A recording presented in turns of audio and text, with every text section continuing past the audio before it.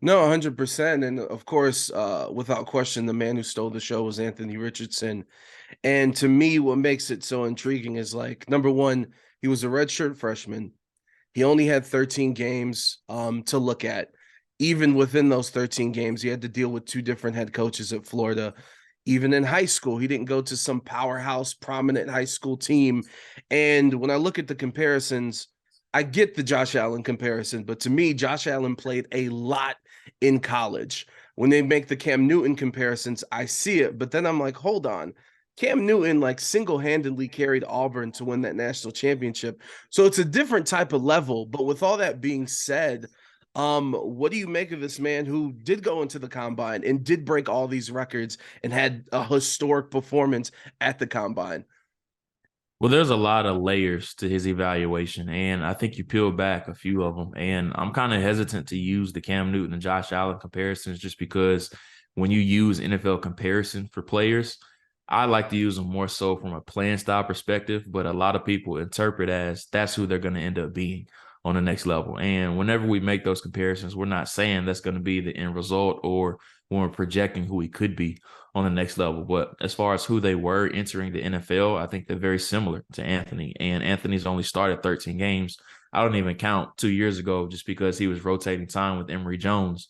There were some circumstances of where he didn't even know which series he was going to start in those games. So I don't really count his true freshman season, his redshirt freshman season as far as him starting, even though he spot started some games. But last year was really his first exposure to actually starting in games. And you see the athleticism, you see the arm strength, but he's just not accurate right now. And just looking on the surface, 53.8 completion percentage, everybody's going to say, wow, how is he a projected top 10 pick?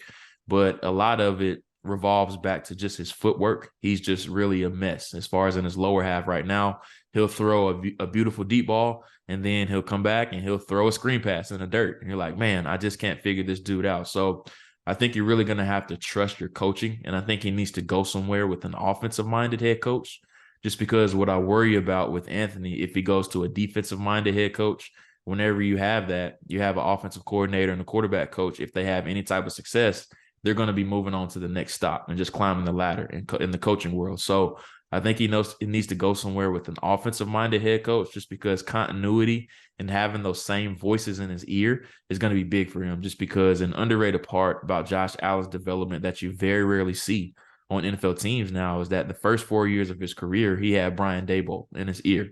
So just having that same voice and that continuity and that minimal turnover with the coaching aspect, I think is going to be big for him. No, 100%. That's kind of what I was getting at. I was like, even in college, he had to deal with a whole bunch of different systems while he's trying to learn.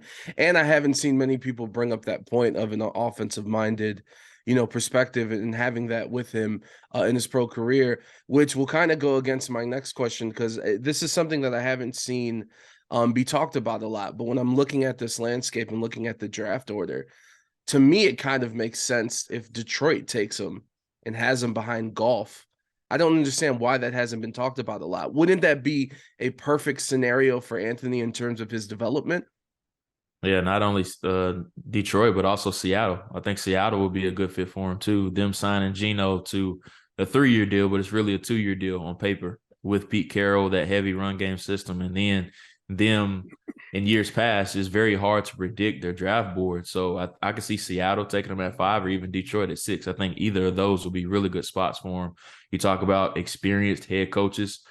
Pete's not an offensive minded guy, but I think they have the right weapons in place to surround Anthony with to where he wouldn't be forced on the field right away. But I forgot to say this, but that's another tricky part about Anthony's evaluation as a whole, just because all the flaws and the errors that he needs to work through right now, the only way that he's going to get better at that is to play. So that's, like I said, that's the tricky part about it. Yes, he does need to sit, but the only way he's going to get better is with those in-game reps. So whichever team that he is drafted by, that's what they're going to have to figure out. What is the leeway that you're going to give him to learn? But he has to figure it out as far as on the field too, in order to get better with the footwork and then some of the mental aspect things that he needs to work through. And Jordan, I apologize for the noise in the background. It's Raiders fans telling me to shut up and not speak that into existence of him going to these other teams.